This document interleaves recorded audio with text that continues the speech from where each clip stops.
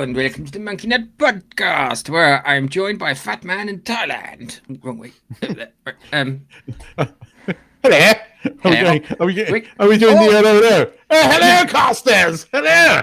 Hello. For the entire episode, we're going to do these funny sort of 1950s posh Etonian English voices. Chucks away, lads. Chucks away. Anyway, welcome to the Monkey Nut Punch Podcast. We'll be talking about some news bits. Talk about Marvels. And we'll be talking about something nice, which will be Star Trek The Wrath of Khan towards the end. So please stay for the nice part, because the other stuff's going to sound bloody miserable in comparison. Well, I don't know. I mean, I can start by saying that Strange New Worlds finished this week. And it finished on a cliffhanger. Hang on. Yeah, that's what I thought. Hold on. Let me do it again. Yay! And it finished on a cliffhanger. But I can't get over how many people like this show. And I made quite a controversial comment. I said, I don't understand how you can call yourself Star Trek fans if you like this show. I don't understand, I would go as far as to say is I don't think anybody who likes this show is a Star Trek fan, because it's nothing like Star Trek.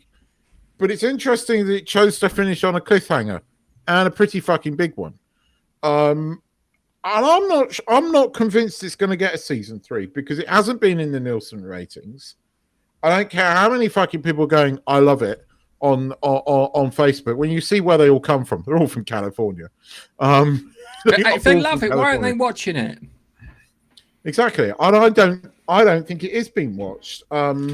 It's not like Picard season 3 that got, into the Nielsen ratings repeatedly and is on Amazon. Picard season 3 has a worldwide audience, whereas Strange New Worlds doesn't. And Strange New Worlds' budget is way bigger than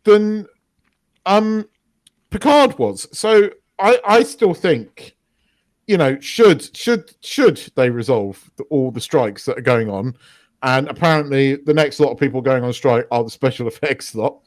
That's going to be. I would love to see what they're going to be like on the picket line. That's going to be so entertaining. The pyrotechnic guys too. Well, so apparently, will be surprised if we see a season 3.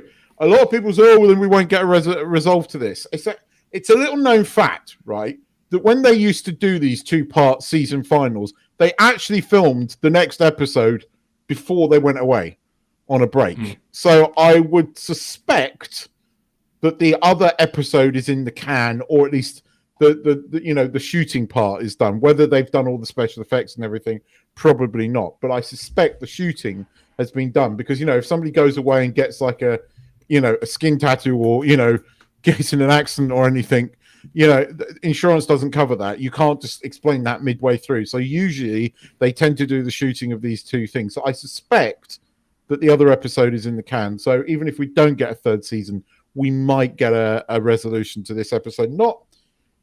It's not saying much that it was probably one of the best episodes of the season, but it's not saying that much. And I just want to say, Biffa, I'm the only one that hasn't seen it.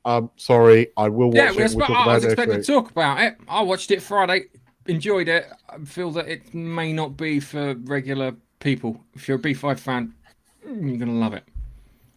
So I'm looking forward to it, because I am a B5 fan. But going back to Strange New World, it's not saying much that it was the best episode. The one thing I will give it, the first minute, right, the first sort of minute, the opening music and the way it opens felt like a Star Trek episode of old. They used like that kind of Star Trek music that they had in Voyager and they zoomed out of the sun and you saw another Constitution class vessel.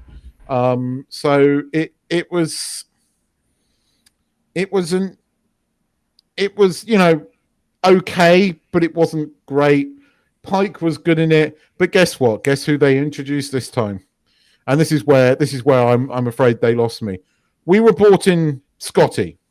Now, I will say this. the actor playing Scotty is much better than the actor playing Kirk. I can buy that this chap is a young Scotty. He kind of, I mean, he's channeling more Simon Pegg's kind of version of Scotty, but he looks more like a very young version of James Doonan. So he's slightly more chubby in the face. He's slightly more thing. But of course, you know, as is everything in these days, Scotty learned everything he knows. Scotty is brilliant because guess what, guys? You know what I'm going to say? Surprise woman!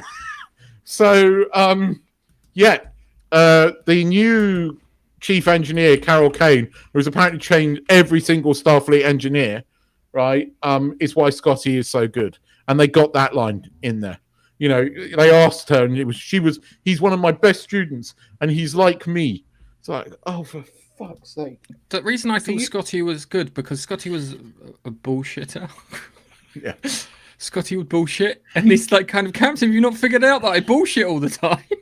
What was that episode in? That's in Wrath of Khan. Is that in Wrath of Khan? No, I think I wasn't that in the Next Gen episode when he talks to the Forge, and he tells him always overestimate your completion time. Yeah. No, I'm sure he said it. I'm sure he said it to Kirk, and Kirk's response was, "Keep doing that." It might have been in one of the films, but I remember it. I remember it in the Next Gen episode, but. It was just for fuck's sake, really. I mean, are you just going to do this to every male character? You know, Picard is only as good because of his mum, and all of this stuff. His mum was a psychopath. I get it. I get it that we all love our mums, and our mums, we relied on our mums, and I've heard the saying, behind every great man is a great woman, and to a certain extent that might be partially true, but not every single character you have in every beloved sci-fi has to have their fucking genesis because of a woman.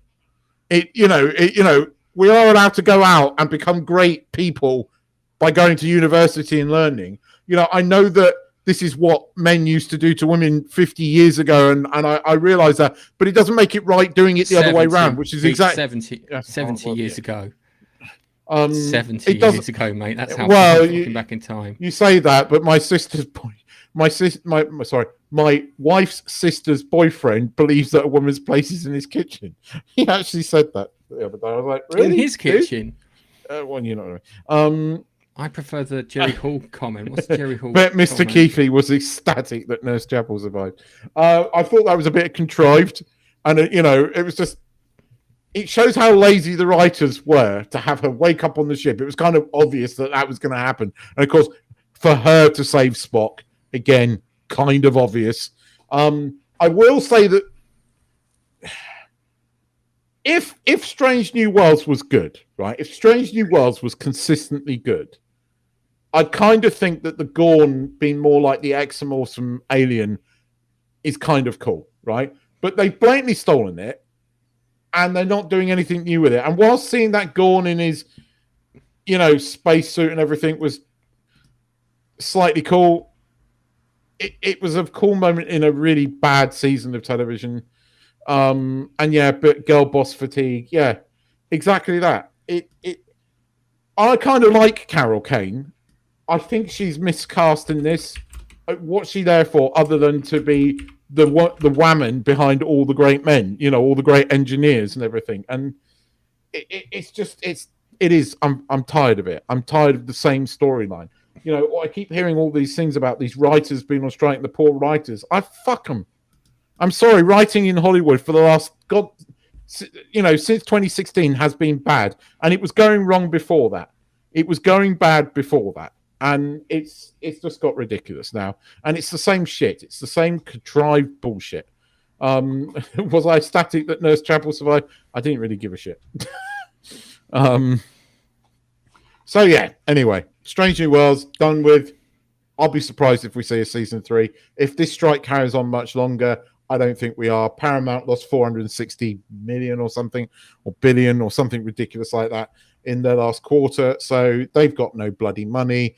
At some point, the business people are going to turn around and go, what makes you money? Well, Picard season 3 made money. Make more of that. Make more of that. What's losing you money at the moment? Strange New Worlds. Can we see the ratings of that? Well, people in California loved it, especially the musical episode. Don't make that. It costs too much money. We don't get a return on it. Bring back Star Trek Legacy. Guarantee that your subscribership is going to go up. Word of mouth will say it's great. Get what Terry Matalas to write it. Boom. Instant fucking, gazillion more subscribers come to your series. Stick it on Amazon. You can get Amazon to pay half of it. It just makes business and commercial sense to make Star Trek Legacy. There is a demand for it. It will go into the Nielsen ratings. Why don't they do it? Just get on with it. Anyway, so there's that. And you mentioned that we've got to talk about the Marvels because you're going to like this, Gareth. You're going to like this. No, fuck no. Hang on a second. Hold on. What will calm me? What have I got? Will calm me down? Oh, hang on.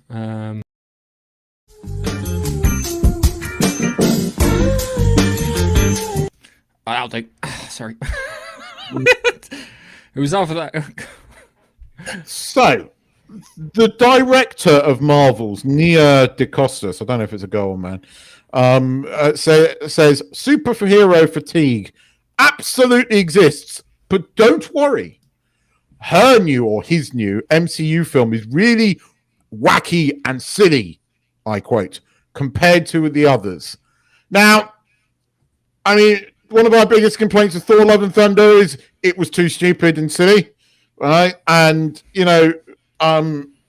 what was its face? Doctor Strange, Across the Multiverse didn't really feature Doctor Strange. It wasn't focused on Doctor Strange being a hero. It was more focused on, surprise whammon. But that was a little bit silly and wacky. So if he find out if Nia DaCosta is a man or a girl, thinks their film is more wacky and silly than those pieces of tripe, I don't think it's going to be a good film. No, I think it's going to be a fucking horrible mess. I really do. I think it's going to be an absolute horrible mess. I still can't get over the picture. You've seen the picture, haven't you? It's a girl, I think, Nia DaCosta. No. So there you go. Right. Have you right? So hang on a second. You've seen the poster where it's literally it's a vagina, an arsehole, and a turd. Because whoever designed that, you've seen that, haven't you? Yeah, yes. I know what you're talking about. Yeah. I haven't got excited by a Marvel movie with the exception of Guardians of the Galaxy 3. Really, it's not superhero fatigue; it's Marvel fatigue. It's the Marvel sheet. What are they calling it? No. It's not superhero fatigue. It's shit films fatigue. This happened with westerns. Yeah, they started just producing really shit westerns, and everyone was like, kind of, not really feeling westerns anymore. If you know what I mean.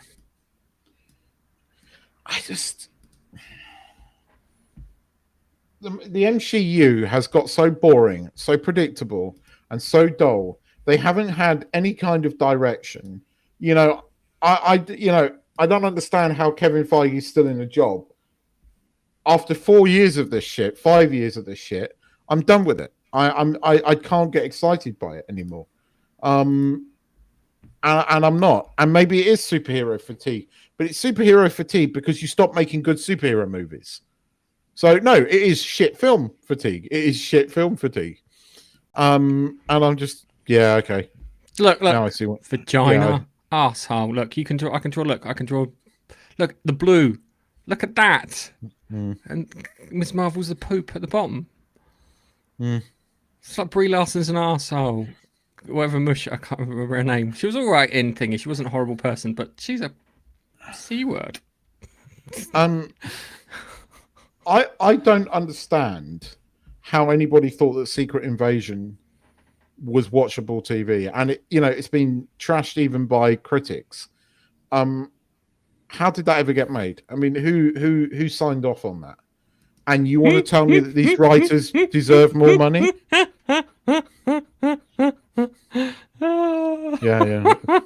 Give you that, bro. I'll give you that. Do you know what? I would actually like to. I reckon if I had a conversation with her, she'd be okay. She'd be awkward, but she'd be okay. I think she's just in that fucking Hollywood bubble, and she doesn't really know how the rest of the world works. Oh, they're definitely in a bubble, and I think it's expanding in America as well. I think that Californian bubble is expanding, and Well, and you know, that it's because there are other people putting their thumbs on the scale, namely banks, it's. because of I, loans that were given to them. I mean, I keep getting like the official Paramount feed in my Facebook, and I'm really, I can't. The people I stay in contact with via Facebook, I really want to delete my Facebook account. But I keep like the official Paramount thing, like this Trek Central and a few other people, and all these people just go, "I love it, I love it, I love it." It's like, are you bots? Are you real people? How do you love this stuff? And all I can put it down to is people just watching YouTube Shorts and just not paying attention anymore. They don't see it. They don't pay attention anymore. They don't have. Everyone's ADHD, or at least most of America seems to be, because it's always the Americans that love this show. I just don't. I don't get it. I don't understand it. I can't fathom it. It's like I watch it and go, "This is shit." Picard season 1 and 2, that was shit. Picard season 3 was good because it felt like fucking Star Trek. I know each show is different. I know every show was different. DS9 was very different to Voyager, yet it shared something in common. It shared. It just shared those basic things that made Star Trek Star Trek, and none of that is on show in Strange New Worlds. It's dressed as Star. It's shit's dressed as Star Trek, and this Marvel for 5 years. You know, Marvel had a direction. When Marvel first started, they had a direction. They knew where they were going. Infinity Saga, and they did it, and they built to it slowly. It was great. Why didn't anyone think, okay, when the Infinity Saga over, what are we going to do next? You know, that's kind of Kevin Feige's job, and he's failed. Do you know what I would have done? I would have, one, had a proper break, and then gone, right, we have a proper break so everyone can recover. Let DC do whatever the fucking they do. And then go, right, here are the X-Men.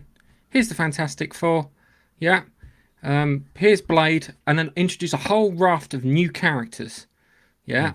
Let them just literally go back to a phase 1 approach. Yeah. Throw in a few cameos, especially towards the end of the film. And you could have done it like that. But I don't know. Dude, have you been hanging around with bloody stupid gamer?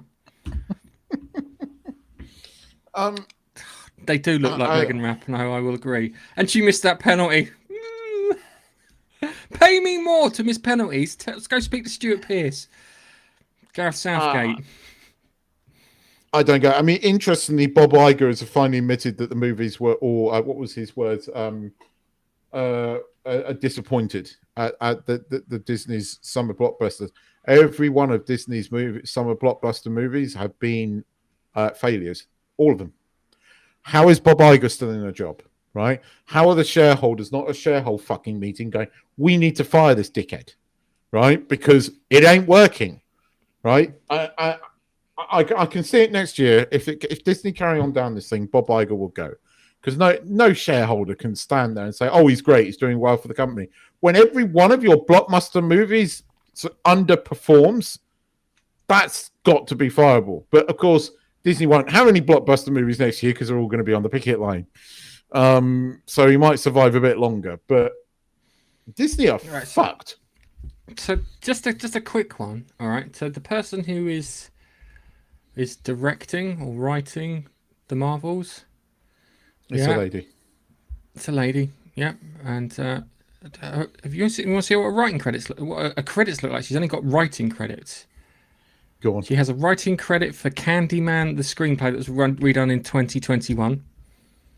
Okay. She co-created a podcast called Ghost Tape. That doesn't count. And she did one called Crossing the Line, which she wrote. How do these people everything else is student? How the fuck was she hired? Was the first question. Yeah. Look at a picture, you'll know.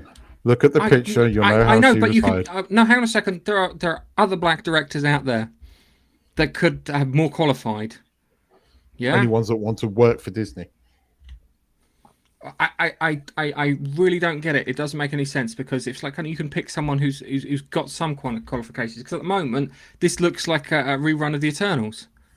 Yeah, Chloe Zhao, she did one film that everyone liked, and then she's come out with the Eternals. It was shit. There you go, career over. Bye bye. Ended your career. Career graveyard. I, yeah, I don't think people are going to go and see it. I think it's going to flop. And yet somehow Disney, everybody at Disney who is actually responsible for these movies is still with a job. You know, you can argue what you like about the special effects woman over at Marvel. And sure, she did a very shit job, right? But she wasn't responsible for the MCU. She wasn't Ooh, responsible for no, the... no. She had hands. You should have just heard her fucking spout off about it. Oh, She was one yeah, of the but it big wasn't... influences. It wasn't her Unfortunate, that all her made the acolytes. decisions. It No, wasn't no, her but that signed off on it. But if she's the one who's influencing the people making the decisions, and still got all her fucking acolytes there, just like Kathleen bloody Kennedy. But that's what I'm Yeah. saying. I mean, I'm saying that all these people that are responsible, the ones that actually say, look, at the end of the day, right, it's the manager that is responsible. It's the person at the top that's responsible. And when your company constantly underperforms, consistently so, it's the manager that goes. That's why they got rid of Bob Chapek, supposedly, right? Why have they not got rid of these two people that are literally responsible for their two biggest supposed money-making franchises, and both of them have not made a good movie in a long time? In fact, the only good fucking Star Wars movie, I'm sorry, I'm going to mention Star Wars. You can't tell me, I haven't mentioned it for weeks, right? What was arguably Rogue One, right? We haven't had anything good there. We have had nothing good in Marvel. How are these people still earning money? Well, I tell you what, they're not going to get fired right now. Yeah. Let me just throw another franchise, and they haven't had a good Muppets movie in a fucking good long time. Oh, yeah, the last Muppets TV or series was Pixar. That's very true. No good. That's the Pixar one. movie. That's probably the most upsetting because Pixar was great. Pixar was more Disney than Disney. Yeah, and then they bought them, and now they're shit. Well, no, I mean, even under Disney's stewardship for quite a long time, they made good movies. That was John Lasseter who did that. True. The moment they got rid of him, that was it. All went downhill. True. Yeah, because it's like kind of if I was to buy Star Wars, I'm sorry, George, I want you to stick around for a while. We will fucking treat you like a king. I will have a limo or a helicopter pick you up every day to take you there. We will have people on hand. We will have one of those things, you know, where you have the big wooden bars and they carry people. Yeah, we'll have you do that. We will sit there and say, George, I don't think this will work in places, and I don't think the audience will respond well to it. Yeah, but outside that, we will treat you like a bloody king because we need you to get us these 3 films. Yeah. And then also we need you to oversee the other offshoot films. So the numbered ones are yours. Yeah? The offshoot ones are ours, but we need you to sit there and say, no, this isn't going to work. The same way we will tell you audiences aren't going to respond well to it. Yeah?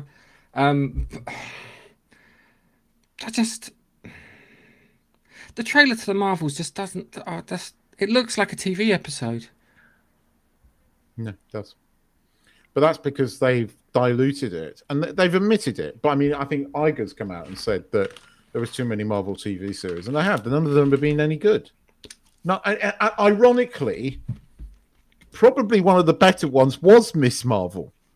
Ironically, I know that's not saying a lot, but actually, Miss Marvel wasn't as bad as some of the others. I mean, Secret Invasion was terrible. Terrible. I mean, the Loki season 2 trailer. The only thing that I liked about Loki, and seriously, I could watch that all the time, was Loki and what's his face talking. And I'll be honest with you. I just want to do a podcast together. I don't need to watch Loki. Just have them two talking together. I don't understand why they don't do a Loki buddy movie with Owen Wilson. That would be amazing. But no, it's all going to be about surprise woman. Look, I mean, you've said it, I'm there. I've been done with I only have apathy now for Marvel. And that's the same with the comics. Glad I don't collect the comics anymore. I have only apathy really for Star Wars. I will watch the first 2 episodes of Ahsoka purely to see how bad it is. And I'm just hoping, that there's some kind of miracle and it turns out to be Picard season 3. It's not, but it might. That's the only hope that I have, but I'm pretty much done with that. Ted Lasso season 4, please. It's better than Star Trek Legacy. No. What I want is, if you're going to do Ted Lasso, you just need to do a Ted Lasso special of Richmond get into the Champions League final. That's what you need to do. You need to journey to the Champions League final, because it's something new that won't have been covered before. Yeah, you've got the managers and stuff. You can just have Ted over there on thingy. He winds up staying there to try and help out a bit. This kid winds up going to an English school or something. Yeah. So, yeah. Yeah, it's true. It's true. Yeah. Anyway, I mean, I don't think I've got any more major news Hang on. Oh, right. Just a quick one. Does Thorn in the Ahsoka trailer look like an evil Elon Musk? Yeah. Yeah. I heard someone say that the other day, and I looked and how did I miss that? Yeah. It's so fucking obvious. An evil Elon Musk. Oh, it's gonna be terrible. So, Baxter sent me a story. So from my other podcast, which I didn't do Friday, which I need to figure out what to do because things cropped up. He sent me a story. It was in regards to Disney scrapping a sequel scrapped after a $120 million flop at the box office. It's about Haunted Mansion's box office performance. Apparently, Disney scrapped a plan for the sequel to the Haunted Mansion after the horror comedy film underperformed at the box office, which the movie, which featured Jamie Lee Curtis, Danny DeVito, Owen Wilson, only made $20 million since its July 28 release. 20 million for 120. Wow. So the funny thing is that what do you call it? I heard someone complain that it wasn't diverse enough, and it's like, did you see the first one with Eddie Murphy? I thought I love that. Anyway. But yeah, it's man. Oh yeah, I did see that. You're right. I did see that. As I said, there's been no. Everything's flopped from Disney. None of them have been commercial success. None of them have been commercial successes. Pixar, not a commercial success. Their big one, the one that they thought was going to make $1 billion, Indiana Jones 5, massive flop. These new Star Wars movies that they're working on, apparently production's been halted, and it's not just to do with the strike. Disney are using that as an excuse. Yeah, so we saw what you were doing, and we decided it was shit, and you needed to stop. I'd love to be working in the decision bits. Just turn around and say, right, everything is on stop. Okay? All right. Now, if I hear the terms diversity, yeah, or this, that, or any of the buzzwords that you've been using recently, I need you to pick it up and throw it in the thingy. I want the expression broad spectrum appeal, so it appeals to the most amount of people, so we can make the most amount of money. Okay? Now, you can dress that up as inclusion or whatever you want, but a story about a trans paraplegic lesbian is not going to sell t-shirts or rides or movie tickets. Okay? Thank you very much. That would be my opening speech. Day one. Yeah, I mean, just look, Hollywood is, I have said this, is morally and creatively bankrupt. I'm sorry, I do not feel any kind of real sort of sorrow or empathy towards the writers, because so many people are bad at writing. Yes, there are still good writers, don't get me wrong. But I watched, what was it? I watched Good Omens season 2 this week, and it was terrible. But everything's gay. Everything is gay in that one. Fucking hell. I mean, anybody who ever said What's His Face was a great writer, I'm sorry. Everything he's done recently has been terrible. Look, The Sandman on Netflix had some good episodes in it. But Neil Gaiman is massively overrated. He is the most pampered writer in all of existence. There hasn't. Hang on a second. Right, so hang on a second. So we've got Ahsoka's going to both. I'm with Biffer on this one. He's absolutely spot on. I think it will be Star Wars' Rings of Power. It'll be that much of a disaster because I'm not watching it. It looks shit. I think I'd be better off reading the book. and I've got about 5 books I need to actually read. And then Little Mermaid, disaster at the box office because no one's interested. No one Snow gives a White shit. is already a disaster. I'm sorry, right? This is not racist when I say this. Snow White was a fairy tale written about a white girl, skin as fair as snow. And what do they fucking cast? I'm sorry, but the character is called Snow White. It's not racist. So it just drives me mad. That's already a massive disaster. Disney have got nothing good, right? Their Peter Pan movie, massive. Peter and Wendy, massive flop, panned by everyone because it was a bad movie. How? Oh yeah, because greenlighting. Oh, did you see the clip? I saw a clip where it's like kind of, oh, she's got the boy's power. This power belongs to no boy. No boy. Like, oh, fuck off. Oh God. I mean, just right, Hollywood. Just because in Hollywood you treat women like shit doesn't mean the rest of the planet does. Okay, just because your things are thingy. Yes, I'm alive. I need to contact you after this. If you can do it, Gordon's alive. Gareth. Gordon's alive. There you go. Not as good as Brian Blessed. I'm sorry. Fuck bastard. Oh, dude! You have to listen to his. You have to listen to his autobiography. It's just so good. It feels like he's just telling you nice stories. I know. I love it. So, anyway, I've lost all my fucking notes. I can't bring them up on the screen for fucking Wrath of Khan. I'm trying to bring them back. Oh, I can give you some stuff if you can't find it, but don't worry. We should talk about let's talk about something nice because there's no good TV this week, really. Maybe there'll be something. I am rewatching Lucifer and quite enjoying that, actually.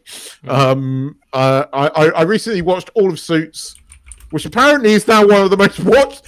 I didn't know this. It's become one of the most watched streaming shows like ever. Suits. And now I'm watching Lucifer. God knows what I'll watch next, but I'm rewatching old shows at the moment and enjoying them, intermixed with anything new that I'm like, is this any good? No. Okay. Have you ever seen The Detectorists? Yes, I love The Detectorists. It's one of my favourite British comedies. I went through all of that over the course of this week. It's I love such it. a nice, such a nice comedy. I love the opening. I love the music. I love The Detectorists. It's so English, and the two fucking like evil guys with the drone, Simon and Garfunkel. It's fucking brilliant. Yeah, there's a really good. It's so English, right? It's genius, but it's called The Detectorists. About two guys that live in the countryside and go metal detecting, and they're part of a metal detecting club of a bunch of really eccentric people, but it's just wonderfully done. It's wonderfully acted. It's very adult in places. It does have some swearing. It's just a wonderfully gentle comedy. I love it. Yeah, I love The Detectorists, and the recent special was very good as well. And they're doing another one apparently, so I'm looking forward to the next one. Strike Back was great. Okay. So here's the thing, right? Strike Back started off as a British show with what's his face? Ken. Oh, the guy. No, it wasn't. It was the guy that was in Spooks that then went on that played the in The Hobbit, played the king under the mountain in The Hobbit. Richard Armitage. Yeah, Richard Armitage started in the first season of Strike Back, and then it got kind of cancelled. And it had Andrew, what's his face from Walking Dead, as Andrew like Lincoln. Andrew Lincoln was in the first series of the Strike Back. Yep, Google it. I'm looking at the cast and crew. I can't see him. That's why. Go to Strike Back season 1. Because from season 2 onwards, it was these other two guys. Then it got cancelled again. Then it got brought back with that hot bird from Hollyoaks. And she was hot. And I mean, she was hot. So they brought Strike Back again. And it's been good in every one of its sort of incarnations. But it's had 3 different incarnations. Strike Back. But I'm with you, Biffer. I always enjoyed it. But yeah, Richard Armitage was in Strike Back season 1 with Andrew Lincoln as his boss. This was the Sky TV show at the time, wasn't it? Yes, it started off as a Sky TV show. I might have to watch that. There is another. Have you watched Sky's The Lazarus Project? That was quite good, and I'm looking forward to season 2 of that. Oh God, where is it? Is it on HBO? It's somewhere. Have a look and see if you can watch Sky's The Lazarus Project. That was okay.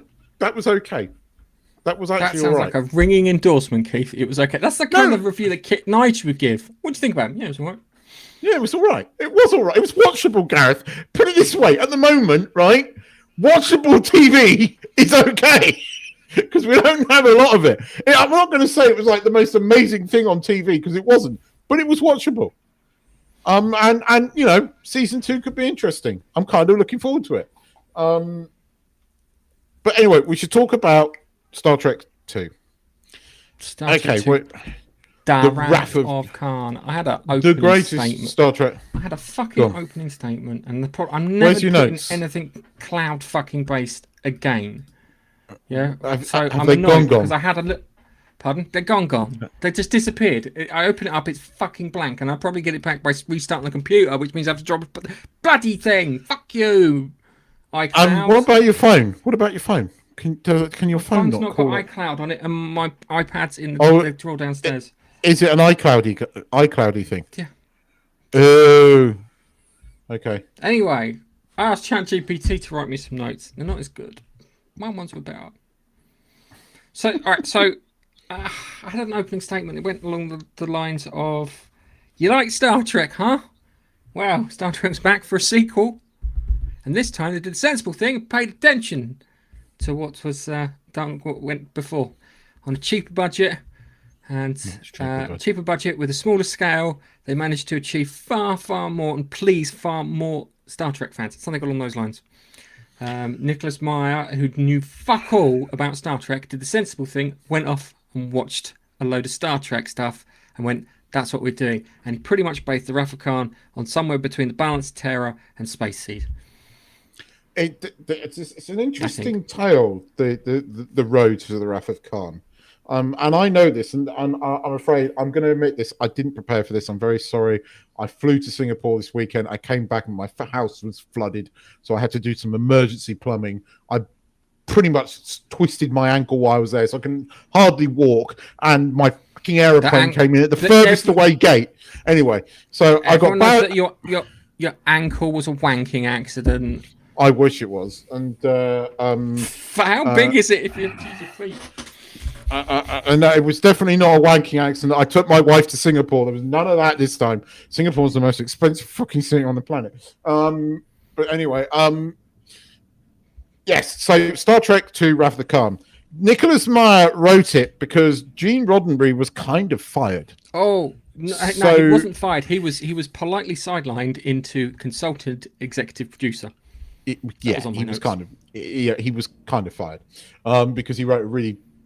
He wrote a story that roughly basically had the Star Trek crew or the Enterprise crew going back and preventing the assassination of John F. Kennedy. Yeah, that's not the but I remember coming across. Yeah. Yes. So, and that didn't happen. And the thing was that a lot of people said like the motion picture was too expensive. I mean, it was 45 million back then, and that was a hell of a lot for a movie.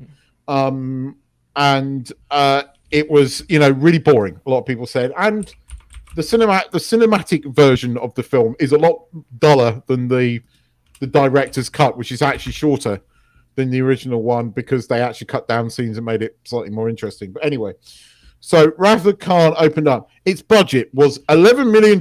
They made Wrath of Khan for $11 million. They got away with this partly because they reused a shitload of effect shots. Right? If you watch motion picture... Hang on a second. The bridge sets are all the same bridge. Yes. And the bridge set was from the motion picture. It was from the motion picture. They redressed it 3 times over. They redid it for the Grissom. They redid it for the thing. I think No. They just redid it for Christmas. And the funny thing is, they then get the same set, and then they redressed it for the Klingon Bird of Prey in Yes, Search yes, for Spock. yeah. And here's the thing, right?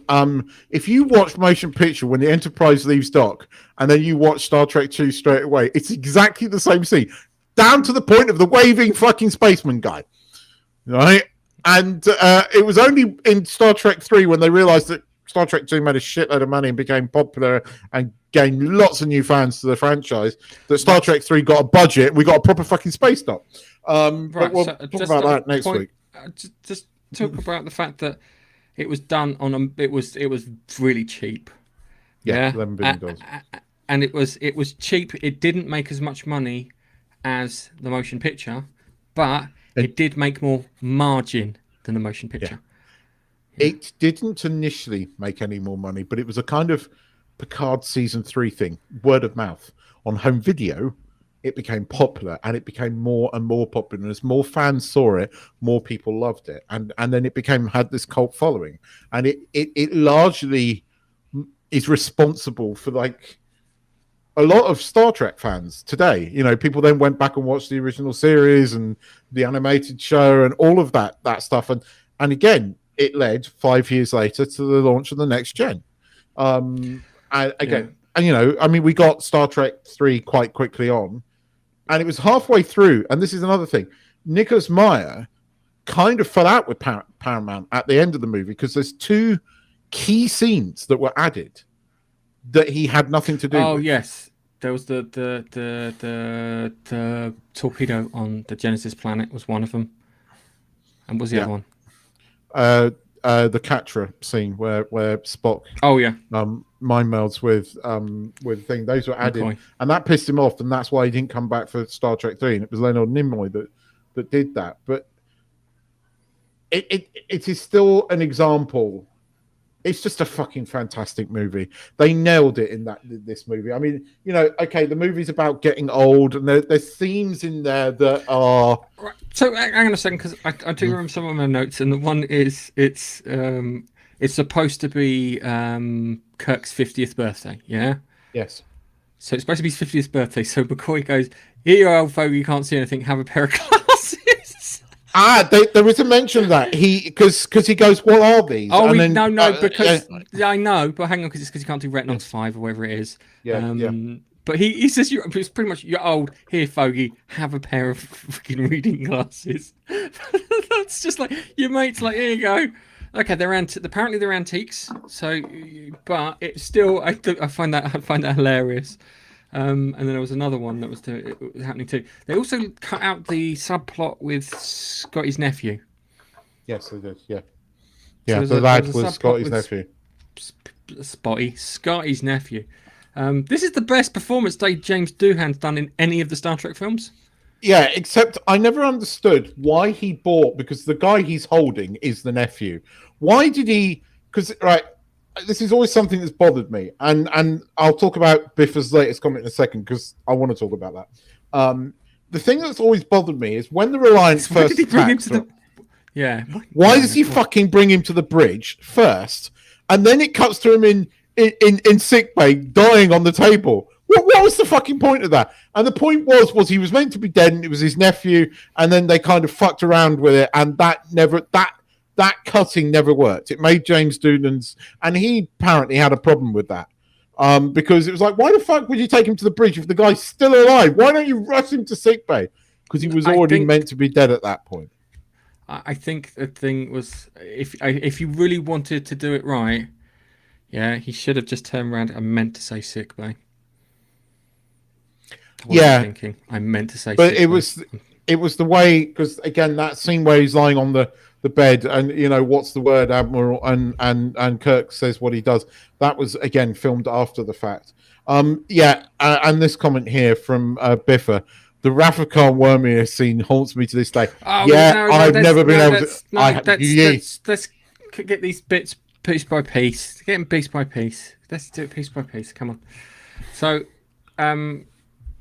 you've got the regular station, whatever it is, it's upside down from the first season because they reused so many. You're right, they reused so many shots, and they developed the Genesis probe, which can rewrite a planet in like 6 hours or whatever it is.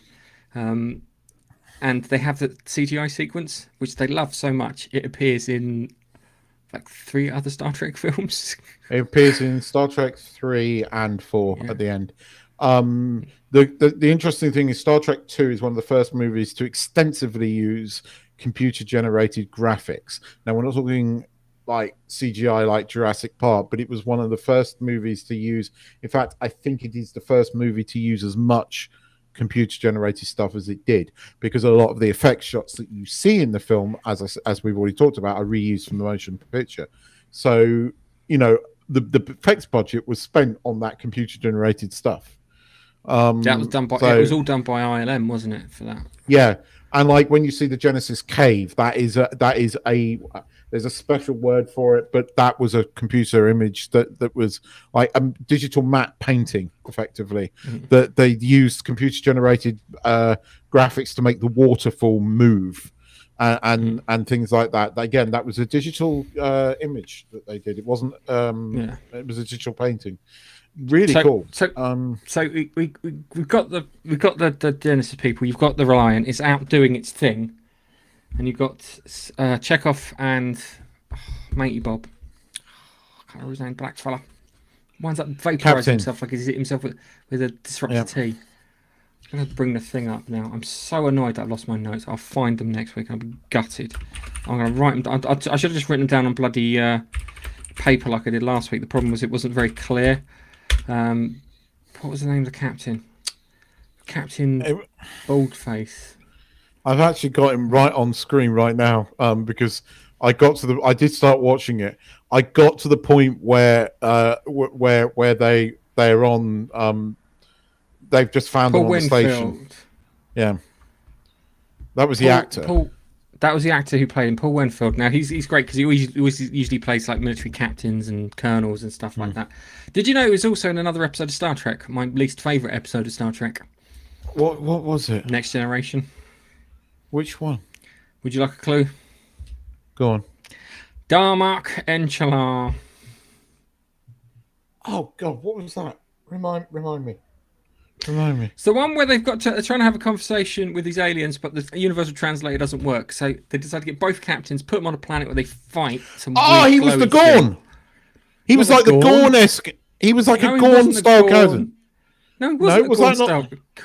Wasn't that the one where Picard's with an alien that they can't talk? Yes, yeah, and they're fighting an invisible predator-like creature. Yes. That was he keeps saying Darmok Enchalar. I hate that episode. That's my least favourite fucking But that was Picard's Gorn episode, because it was shot in the exact same place as Kirk and the Gorn from the original series. I say the Gorn episode. It's Picard's Gorn episode, because it was shot on the same fucking mountain. Just outside Hollywood. You know, the bit where it's in the Big Bang Theory, when they go to the Next Gen characters, right? And they film that scene, and it's from that episode. And then, like, I think it's Sheldon that points out that goes, actually, Kirk's Gorn scene was filmed here as well. No, it's a different planet. They're all arguing. It's like exactly the same fucking rock. So, yeah, that was Picard's. Yeah, now I know what you're talking about. But anyway, yeah, so so Reliant sort of goes to City Alpha. City Alpha thinks it's going to City Alpha 5, but because of some kind of natural disaster and because the Federation don't do a lot of checking, it's not. It's City Alpha 4. And unfortunately, they marooned some bastards on City Alpha 4, and they is pissed. So we have Khan, and we get Chekhov. Khan. No. Hang on a second. Go on. No, not that episode. We don't quote that episode, not here. We're civilized people. But yes, so anyway, you know, Khan quickly manages to capture the Reliant, and then they call ahead and go, right, we're basically stealing this amazing scientific project, just so happens to be the weapon of mass destruction. The worst weapon of mass destruction ever. A week poll. be- No. It'll be 911 times a million. I Um, can't even calculate that. Exact. No I mean- one can. There's even this bit. It's like, whoever thought, right? It's like, yeah. I mean, every time, right? David has that, like David Kirk's son has that conversation when you're first introduced to him, right? And he talks about like, Kirk being an overgrown Boy Scout, right? That was his first line. Then he goes to, we're working on something that, in the wrong hands, could be used as a weapon of mass destruction. You're like, duh, you think? Like, really? Right? I mean, that's worse than any nuclear weapon. You fire it at a planet, and it redoes all the molecules on the planet and effectively resets it. Yeah. Think? And of course, it just so happens to be put into the, a genetically enhanced megalomaniac named Kirk. In the hands of, not into. He sounds like he's who, inserted into his body. That's why he's so angry. Who used to be a mild-mannered captain on a boat called the Love Boat before that, but no, he wasn't. It was he was on the Love Boat. Island. He was Fantasy Island. Or was it? Oh, was it Fantasy Island? No, I get Fantasy mixed Island. up. The plane. I never watched it, but I know that quote. Yeah. So let's get to the things where they come across the augments or the crew of the former Botany Bay. Well, yeah, they find him because Chekhov thinks he's on City Alpha 4 and he's not. And when Khan turns up, he goes, "We left you." He goes, "This isn't City Alpha 5. There was like some fucking accident and you marooned us here and now it's a desert planet and we've been waiting here and we're going to have our revenge." And yeah, so they overtake the Reliant and then go and steal Genesis, or try to go and steal the Genesis. Skip out quite a bit. Well, it's not a lot that happens. No, not the ear slug scene. I said, wait. The ear slug scene is not until after, because the ear slug scene. Oh, you see them hold them up. You don't see them. The whole ear slug.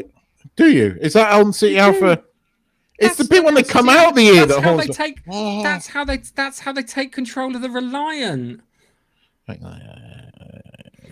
God. Yeah, you might be right. This is why you're supposed to watch it before we go on. The one I thought you'd watch without any arm twisting.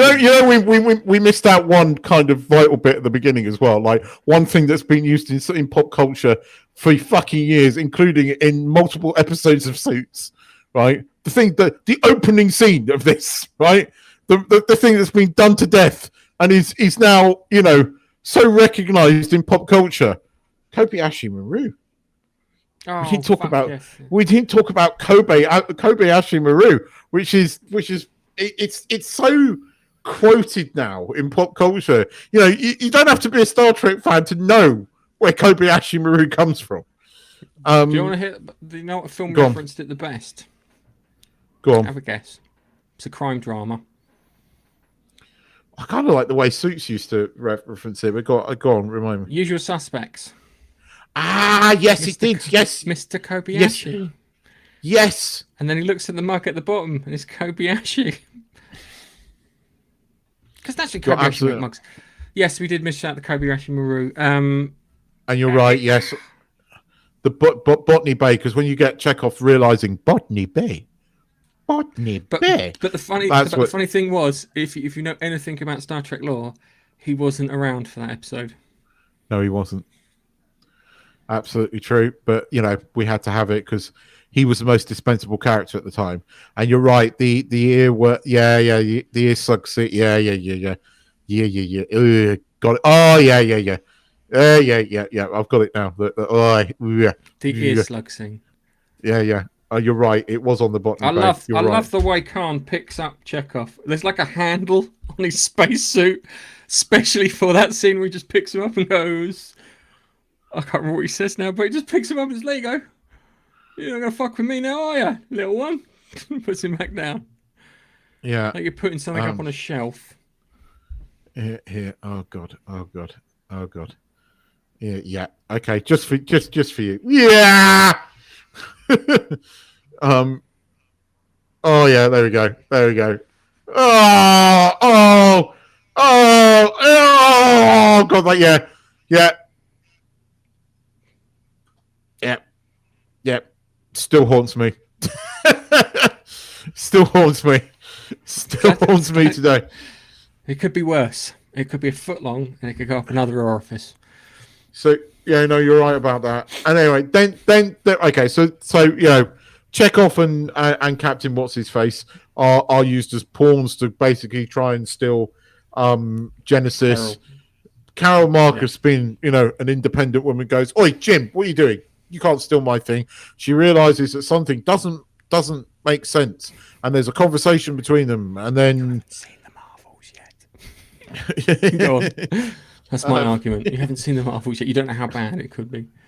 And then Kirk sort of goes, right, takes over the ship after he goes down to Spock feeling guilty, and Spock goes, "Look, I don't have any ego. You're fine. I think it was a mistake that you ever gave up command. Here, have the ship." Kirk's like, "Cheers, mate," and takes over the ship because that's what's been bothering him. Gets back in the captain's chair, plot a course. We're going to warp speed. Head to Regulus, and away they go. And they come up on the other side of the planet, and then Reliant pops up.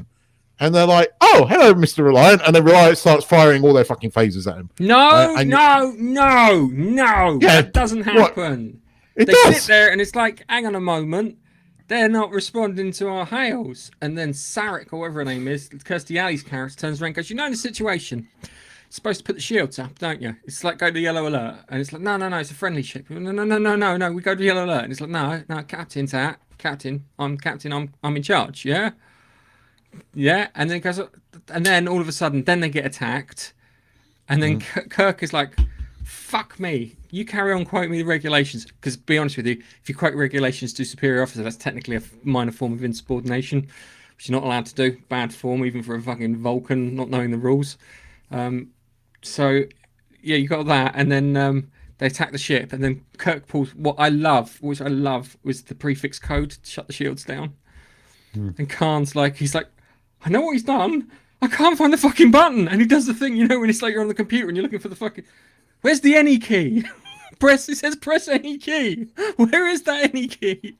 And you see him, and it's great, because Ricardo Montalban fucking sells that fantastically, where it's like kind of... Oh, it's brilliant. Shit, I know exactly what he's done. That again, brilliantly, a lot of people diss him, but he was brilliant in this role. I mean, he played it in such... Yeah, it was slightly camped up. It was slightly...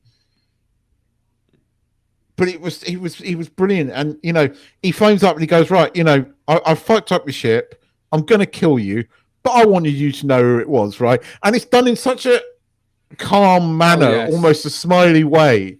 Yet there is a sense of fucking evil behind it. And, this guy who you'd only ever seen as this lovable character in Fantasy Island could play a bad guy to such a degree and get away with doing it. It was a brilliant scene. And then it was then, and then Kirk sort of like talks about the prefix code, and he's teaching the cadet about it, and they input the cadet code, and then boom, they fuck up the Reliant. And the sense of loss there, the fact that Khan thinks he's about to have his revenge, you see that whole, in that few seconds, you see the fact this guy's fixated on it for all this time, and he's got it in his grasp, and then he loses it in that second, and you see that anguish, you see that hatred and that anger there, and it's brilliantly done, brilliantly acted. And anyway, so they both basically decide, look, neither ship can win. Let's like, so they get away. Kirk heads off to the station. Reliant disappears around the other side of the thing. They beam on the station, and they realize that like some of the people are dead, but Carol's not there, David's not there, and more importantly, no Genesis. And at this point, Kirk sort of remembers that there's a Genesis cave. But before they beam down there, he has this amazing conversation with Spock. By the book, how long have we got, right? And some people never realize this in the cinema, because it then gets to that, because one of my favorite Kirk scenes of all time is coming up in this, and it's so you get this conversation about it's going to take 6 days, the Enterprise is fucked, we can't beam you back up. He turns around and goes, "If we're going by the book, hours may seem like days," or something along those lines. Yes, I know. Yeah, he does. He says hours. Yeah. And Kirk realizes, but not the audience do pick up on it. Some do, some don't. When I was younger, I never picked up on it. I do pick up on it now, but when I watched the film first time, I was quite young, so I never really picked up on it, which made that scene with Kirk sweeter, because they've been down and no one else realizes it. Like the rest of the doctor's onto it, but none of the others that are in on it. And so they've been down to the Genesis cave, and they find them, and there's a fight. David hits his dad, and there's a bit of a fight, and Kirk fucking karate Kirk chops him, and then he realizes it's his son, and sort of like, oh shit, and then there's a whole conversation about with Carol Marcus catching it up. And then, they walk out and they see the Genesis cave, and everyone's like, ooh, ah. And then they talk about, like, Sarek goes around and goes, asks Kirk, how did you beat the Kobayashi Maru? And it's a bit where McCoy goes, you're looking at the only person ever to beat the Kobayashi Maru test. It's like, how do you do it? I reprogrammed it. And Sarah's like, that's cheating. He goes, no, it's creative thinking or something like that. I got a commendation for creative thinking. Yeah, he goes, I don't like to lose, and it's that point that he picks up. No, I don't believe in a no-win situation. Cracky, Keith, you should have watched it. And then he pulls out his thing. He goes, Kirk Enterprise. And it's like, beam us up. It's like, fucking love that. I love that scene. I love that whole thing. And then they beam up, and then we get the battle in the nebula where they go to fucking pound for pounding it. You did miss the bit where Chekhov and Tyrrell go a little mental because of the ear slugs and give the Genesis probe away to Khan. Yeah, Khan gets the Genesis probe, but that sets up like the third act, which is this amazing sort of battle in the nebula, which Star Trek Nemesis, which is fucking Wrath of Khan redone, right? The whole fucking Nemesis. Not even close. Not even close. Not even close. Not even close. When we get to Nemesis in this review, I will show you and prove my point. No, hang on. No, you're hearing me, but you're not understanding me. No, it's not. You're going to understand now. You understand, don't you? No, it's not. How is it it's not? Because it's nothing. It's not as good. The quality's fucking. Oh no, it's not as good. It's not as good. But they tried to emulate that script. That's what they were trying to do. I'm not saying it was good. Nemesis wasn't, but Nemesis tried to toe. It went down that storyline. It was Wrath of Khan redone, and it wasn't particularly good. But anyway, then we get this 15-minute like huge battle in the nebula, and it's one piece of music that continuously plays throughout that entire scene, written by James Horner. Fucking amazing piece of orchestrated music, and it's 15 and a half minutes long. James Horner did the soundtrack to Aliens. Yes, he did. Because there's a bit in there which is Bishop's Escape, which was ironically the genesis for Bishop's Escape, which was used in Aliens and then used in a ton of movie trailers afterwards from James Horner. So yeah, they get to it, and it's weird because if you look at the ship-to-ship combat for the first time they encounter a Reliant, it's more like old sail battleship sort of things, yeah? Horatio Hornblower sort of bits, yeah? They pull up alongside each other, blow the shit out of each other. Then when they get to the nebula, it turns into submarine combat. This is the balance of terror thing. Yeah. But you hit upon something there. When you mentioned the sort of like, old maritime ships thing, that was something that Nicholas Meyer wanted to do. This was the first time that you got the ship's horn, the ship's, thing when Kirk is piped aboard, right? There's a lot more lights. There's a lot more maritime influence throughout this movie. And that's because, he wanted to have a more maritime feel. That he thought that they're on a ship.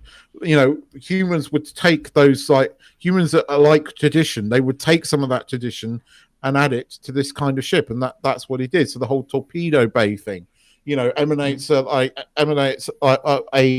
torpedo bay on a submarine. All of those kind of things were all taken from like naval ideas and naval traditions. So you're right, and it was done on purpose, and it was particularly designed like that. The close quarters, cannon firing, which is what they did, because you have like the Reliant that rips up the fucking Enterprise, and then Enterprise does exactly the same thing back when it drops its shields. But yes, it was all emanating maritime battles. You're absolutely right. The second scene, though, was or the second or the third act in the Nebula was a much more sort of submarine style thing, and not both ships like lacking in being at their best and hunting each other. And then obviously you get the whole like Reliant, fucks up the Enterprise to the point where if they get a radiation leak, and if somebody doesn't cap it, bye bye the ship. And Spock gallantly sacrifices himself. No. I'm paraphrasing. No. So they're going to get the warp drive on because the fucking Genesis probe's going to go off, and they're going to escape the blast. Well, and the radiation leak, and the fact that Spock's like kind of, I'm looking at what Khan's doing, and he's kind of forgetting that we're in space. We can go up and down, Jim. Yeah, you're right. I am forgetting a lot from it. And you're right. It is after the Enterprise fucks up the Reliant to the point that Khan decides to set off the Genesis project as one last fuck you. Fucking when they get that, he gets him. When he gets the Reliant gets such a pounding out of all the starships I've seen get attacked in anything Star Trek. Yeah, the Reliant gets the fucking worst pounding I have ever seen. It looks, the way they thought it through, it's like kind of, you see it and it smashes across the top of the ship, takes out a torpedo launcher at the top, takes out the like kind of the goldfish bowl thing where you've got like the bridge and whatnot, and then takes out one of the engines. It's like kind of, dude, that ship is fucked. Yeah, and it's great because you see it and it's limping away, and you're like kind of, he's lost it, man, because Kirk can properly fuck him up. And then like Khan's like, nope, fuck you, I'm pressing the button, I'm gonna get you, yeah, because I know that I fucked you up well enough so you can't escape either. And then the last thing he sees is the Enterprise just go, phew, fuck off. Yeah, but you're forgetting the bit where he does that speech, and I can't remember the speech. He's lying there, and he's like lying. He's about to die. I mean, you can clearly he's fucked up, right? And he's like lying on the console, and he's talking to Kirk, and he's going, "I'll buy the blah blah blah. I will spike you, blah blah blah." Right? And then he sets off the Genesis thing, and you get that bit where Kirk goes, "Khan!"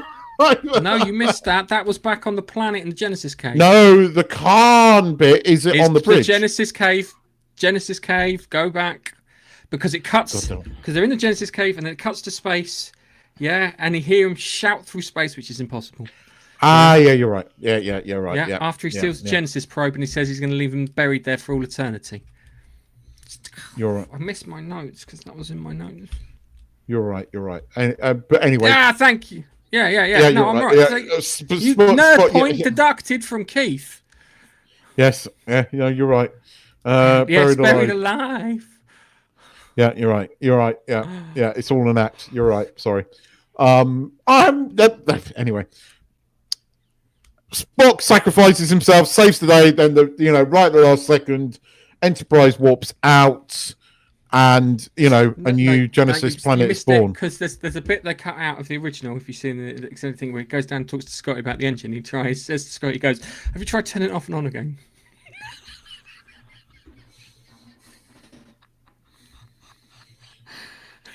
But you see, this is the thing. Yeah, I mean, Leonard Nimoy wasn't going to come back, and then he decided to come back because he was going to die. And then halfway through the movie, he kind of enjoyed playing Spock so much that the idea for Star Trek 3 started getting, put around. But Nicholas Meyer wanted it to be definitive, wanted Spock's death to be definitive because it was such a powerful thing. But the studio saw a way they could bring Spock back, and that's why you get the Catra scene, and you get the missile or the photon torpedo lying on. Lying in Genesis right at the end of the movie. And then 2 years later, we got Search for Spock. Which technically happened a week after. Which I'm actually looking forward to watching that again because Christopher Lloyd's Klingon is still fucking awesome. So I am actually looking forward to that.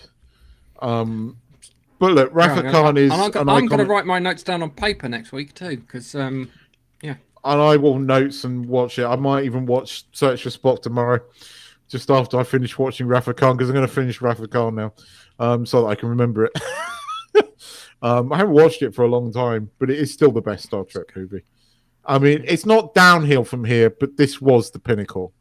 Although we do have Undiscovered Country, and that was also Nicholas Meyer, and Undiscovered Country is a pretty fucking good film. It's still my second favorite. I still love Undiscovered Country. I think the Undiscovered Country is the one that feels most Star Trek out of all of them. It feels so small. It's like the Wrath of Khan's good, but if you ask me one for that was more Star Trek, which encompassed everything about the Star Trek universe, it's more that, because the other one's like it's more personal, it's a more enclosed. You literally it's a nebula, a planet, and a space station. But the other one feels like you're in the Star Trek universe and you get to see the Star Trek universe. That's what that's my big thing with that, the Undiscovered Country. But I still agree with you, but I still rate Wrath of Khan above it because it's just Kirk at his best. But I like and the trouble is with Undiscovered Country, they're all sort of about to retire. But I still love there's so many things in Undiscovered Country that is so good, and the way that it signs off. I wish Generations you didn't have that bit in Generations. Kirk's, we're gonna have to talk about Kirk's death at some point, and again, that always bothers me. No, that's. I wish he'd have fallen down the thingy, and Picard would have gone to see his body, and it would have been gone. That's how you do it. It's like kind of, was he here? Because he came out the Nexus, you don't know how this fucking thing works, blah, blah, blah. He helped him and then disappeared. And just disappeared. And it's like he was here and then he was gone. That would have been a better ending, because we don't know if he's dead. He could have died. He could have returned to the Nexus. We don't know. That would have worked much better than having him shitting himself at the bottom of a cavern. We're talking about that. Sorry. And I love like General Chang in 6, but Khan is still... I mean, he's still the most iconic Star Trek villain, and he wasn't a Klingon. I mean, I know everybody goes, "Oh, Captain Kirk and the Klingons." No, it was Captain Kirk and Khan that were the two, and it's still just the two of them together. Do you know what? Talking about like Khan stuff, and I said that my favourite thing was the bit with the prefix codes where he shuts the shields down. Just realised that in the third one I have a similar thing where the Klingons board the Enterprise, and it's like kind of there's no one here, and it goes, it's just a computer. What's the computer saying? And you can hear the countdown, and because they don't speak English, they haven't got a fucking clue. But the captain's like, oh my god, it's a fucking countdown. I've heard that. It's the same vein scene sort of thing. But sorry, just it's like when something just pops into your head. And we will come back to that because that is next week's episode, because Search for Spock was pretty big for what they did there. I believe the SPF for Star Trek 5 were filmed in Jane, my hometown. I believe you're right. I will Google that for Star Trek 5, because that's going to be an interesting discussion, because that was the one that Shatner directed as well. But no, look, I still love Wrath of Khan. The half an hour that I've watched before we came, I love this movie. Yeah, the earworm scene still fucking shits me up even now. As a child, that gave me fucking nightmares. I've never really been able to let that go. That was the one scene that was like, oh. It was. I remember watching it because I watched it on ITV the first time I saw it. So I didn't watch it in the cinema. I watched it. I was small. I watched it on TV, little fucking tiny TV. And I remember getting all my Legos and breaking up all my spaceships and making a Lego Reliant and a Lego Enterprise, and having them fight and then blowing bits off of the Reliant, which made me smile. Those are the days. But Star Trek 2, the greatest, the best of them. But there's some close contenders. I think. Do you know why it's the best? Go on. Tell you why it's the best. Would you like me to tell you why it's the best? Our big thing with all our things that we watch when they do any adaptation of anything is they never respect the law, but this really respected the law. It went back and it pulled out another episode and pulled out some other bits. It's like kind of yes, Ricardo Montalban. I think on a second. Wait a moment. I think Bifford made a similar. Yeah, there you go. Bifford made a similar comment. Dude, at that age, if you got it, fucking flaunt it. Seriously, it's well earned. Yeah, it's not like some 20-year-old or some 30-year-old showing off. He was, I think, he was like 50 or something at the time. If he's built like that, then do it. And it makes him look intimidating. It makes him look like kind of dude. If me and you, Kirk, had a fist fight, mano a mano, oh, you'd lose. So, yeah, yes. Yep. But yes, anyway, if you have never watched Wrath of Khan, you should. If you've watched it, go and watch it again because it'll make you smile. And it'll still be the best thing you watch this week. And by a long way. I can guarantee you that. Anyway, we should sign off. I'll watch Babylon 5. Biff, I will watch Babylon 5 this week one way or another. And watched it Friday. It was fucking awesome. Yeah, we will have a Babylon 5 and Star Trek 3: The Search for Spock next week because there's nothing else on. We're gonna go through all the Star Trek films, and then when we're done, we're gonna rate them and put them in order of what we think. Yeah. And on top of that, right? Hang on a second. And on top of that, we are going to be rating the top 10 Totty from Star Trek. I'm committing Keith to this. Last one when we get to the J.J. Abrams, Beyond. What was it? Star Trek Beyond. We're going to be doing the top 10 Totty from Star Trek. All of Star Trek. All of Star Trek TV shows. I will accept. Mine's Tilly. Though. Tilly. Oh, fuck off. I really need to re-edit that scene. Anyway, there was something I did a while back, but I never got round to showing. But sorry, I thought that was quite funny.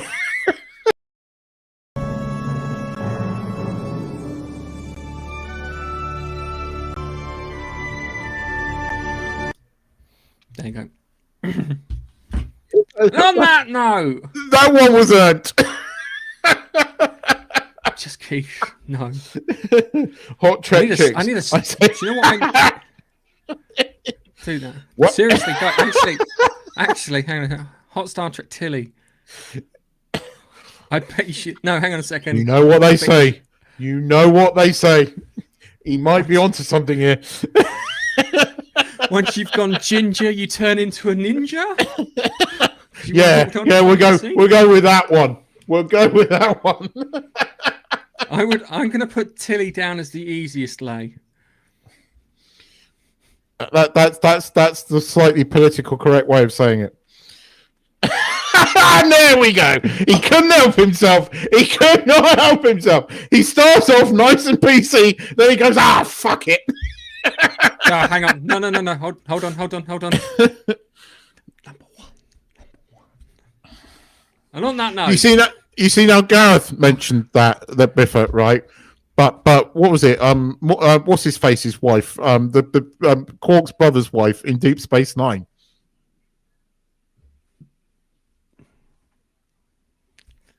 Anyway, hang on a second. Apparently, the actress who plays Kess is fucking mental, and I have to look into this. So yes. Yep. And on that note, I'm pressing the button now. Keith, say goodbye. Goodbye, and we'll catch you the next time. Bye. Bye.